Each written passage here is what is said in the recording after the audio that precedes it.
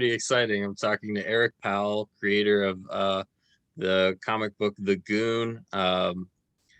Which is just one of the kind of like the. It's really one of the most like beloved comic book series that I know of. And Here I am talking to Eric Powell. Sorry.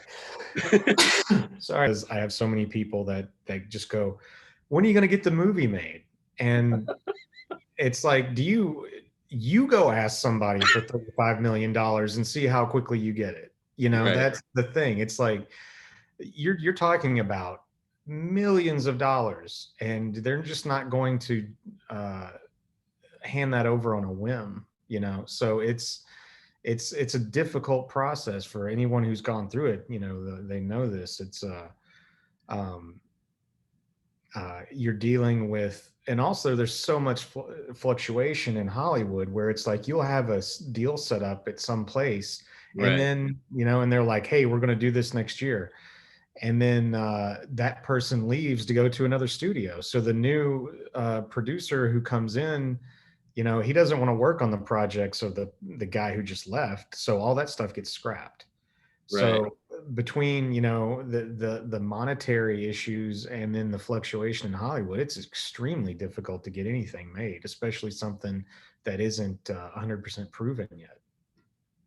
I mean, The Goon is proven, right? Kind of. I mean, Not right. in terms of film and TV. I mean, it's So, it's a, it's a yeah. commodity in a comic book form, but not you know. Right. So, what would you say was the closest you felt like when you were really like, I think this is gonna get made, or, like I've even heard stories of people like packing their stuff for a shoot, and then falls through. We have I felt like we've been on a continuing build for the last, number of years that we've been trying to get it done. There have been a few times where I felt like we were right there, Mhm. and something got in the way, but I think we're closer now than we have ever been. Oh, So wow.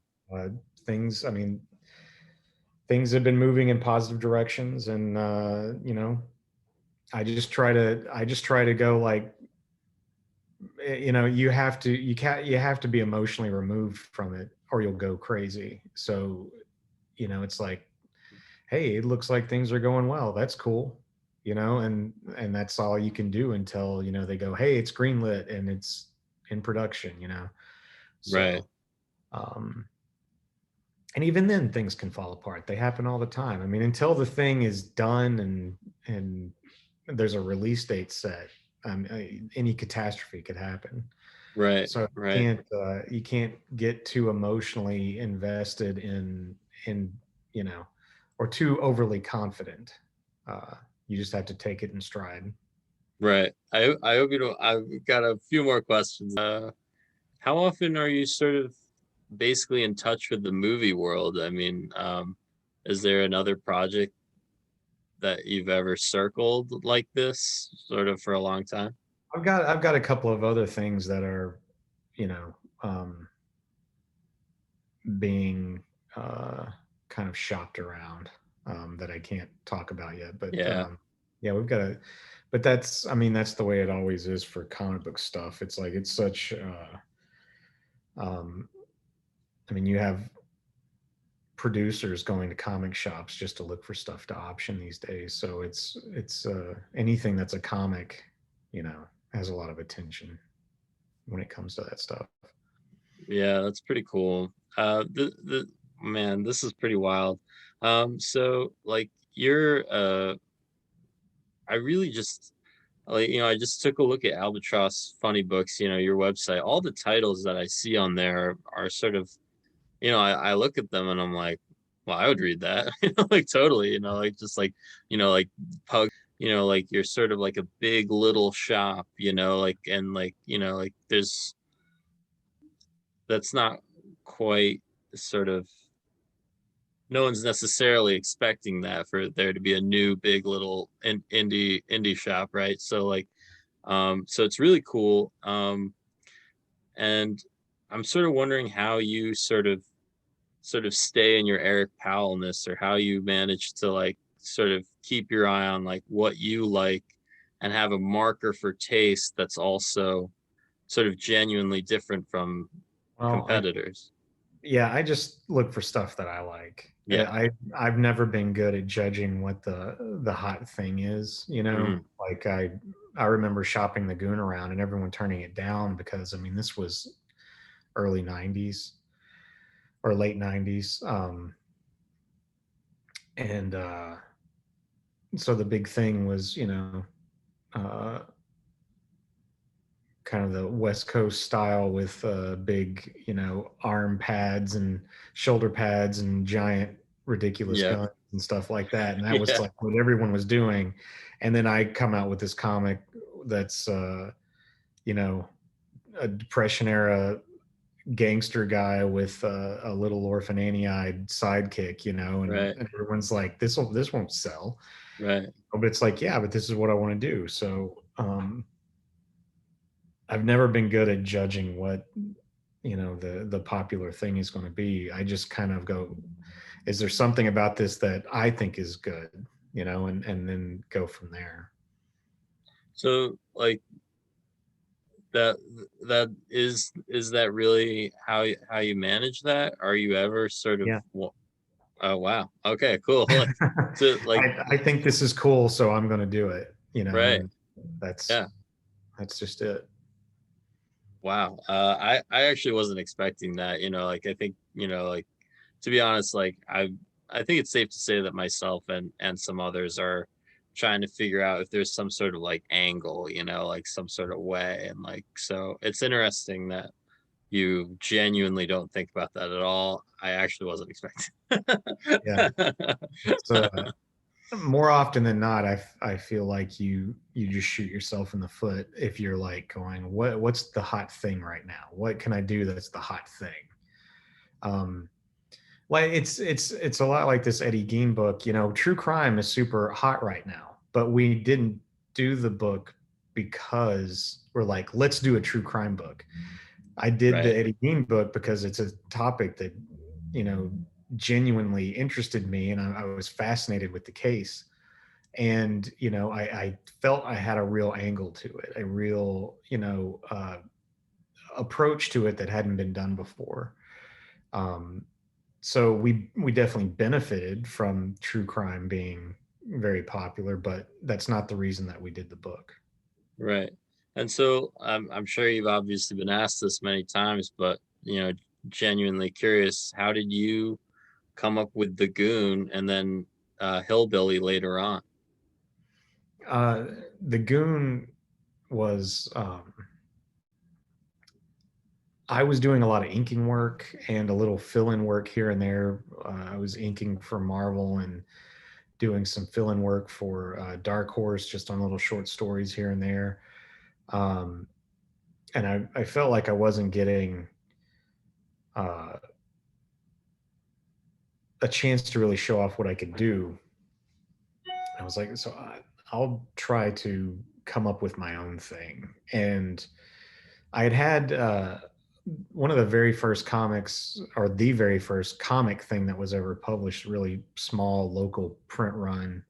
I did this story about this giant monster guy and who had a little sidekick, and I was like, I kind of like that dynamic. That was fun. Um, I always liked the big, you know, kind of like Looney Tunes character with the big, you know, big brawny guy, and then the little yappy sidekick. Right. Um, so I thought, what do I want to draw? I don't want to draw anything modern. I don't like drawing modern things. I like drawing, you know, old dilapidated buildings and things like that. So I was like, all right, you know, the Depression era world kind of thing, and I just want to draw a bunch of monsters and stuff like that. And Yeah. I prefer to draw ugly people with character rather than pretty people. So I made this character that was, you know, this big ugly brawler guy.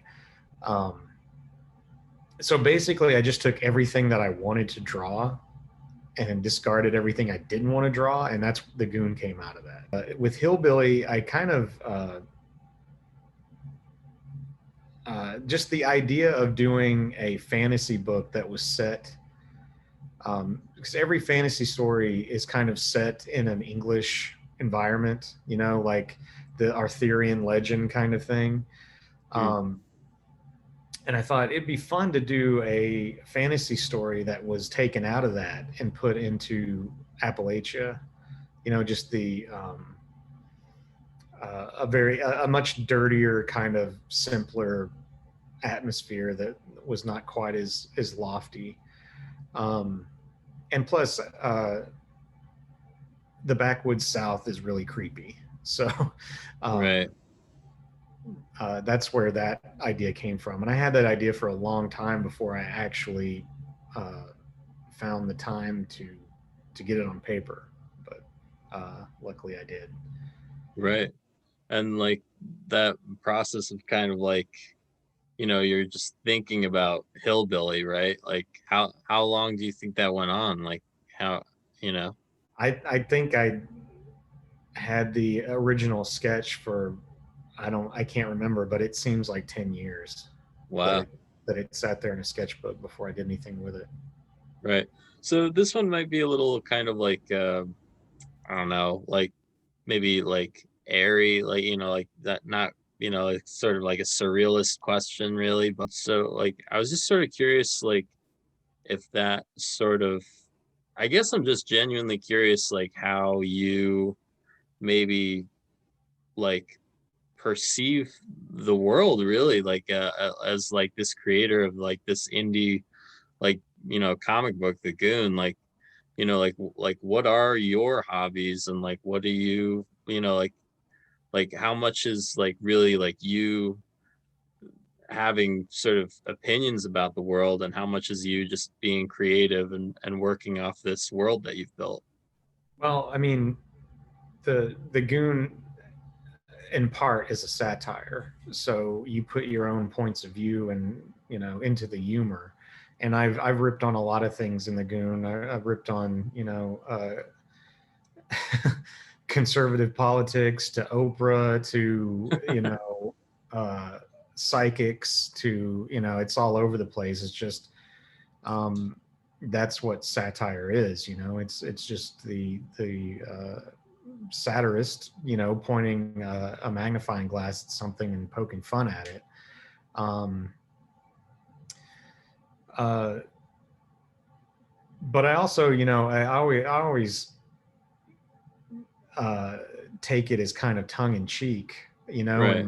and but there are instances where I've made fun of like superhero books like that and stuff like that, and like people like got really bent out of shape about it, especially some like other creators and stuff. And I'm like, we work in comic books. It's a Right. comic Right. book.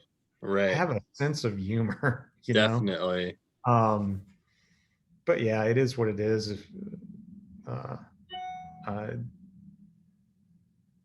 and yeah, I think it's impossible to not put some of your points of view into your work, even when you're doing straight up fiction. So Right. So you mentioned earlier you moved from Nashville to Colorado recently. or Um Oregon, yeah, Oregon. we're in the process. We Yeah. we just sold our home in Nashville, and we're out in Portland right now, kind of house hunting in the Portland, Vancouver area. So, yeah, we're checking it out. Yeah, yeah. Any cool finds? Anything you I might Not come yet. back here. The market out here is really competitive, so it's a tough one. Oh yeah. Yeah. So also this sort of was just a curiosity I had. Like you said you literally this whole thing started your new Eddie Gein graphic novel started with you driving through Wisconsin. What were you doing in Wisconsin? I was doing the Goon 20th anniversary book tour in 2019. Oh wow. So we were out there signing the shop in Green Bay, and we were just kind of like driving around, sightseeing and stuff, and went through the countryside, and all this started coming to me.